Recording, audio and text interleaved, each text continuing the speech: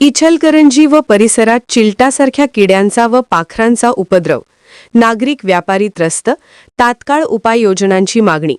Main road shopping centre परिसरात सध्या हवेत चिलटासारख्या किड्यांचे तसेच लहान पाखरांचे मोठ्या प्रमाणात थवे आढळून येत असून नागरिक व व्यापारी वर्ग अक्षरशः त्रस्त झाला आहे.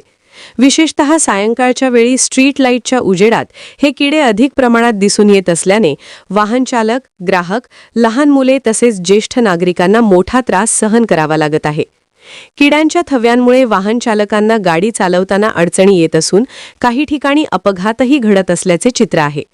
या पार्श्वभूमीवर सामाजिक कार्यकर्ते उमाकांत दाभोळे यांनी महापालिका प्रशासनाकडे तात्काळ व ठोस उपाययोजना करण्याची मागणी केली आहे.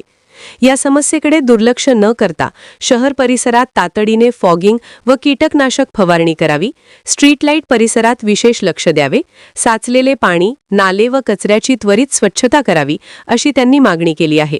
तसेच आरोग्य विभागाने नियमित पाहणी करून या समस्येवर कायमस्वरूपी उपाययोजना आखाव्यात असेही त्यांनी स्पष्ट केले.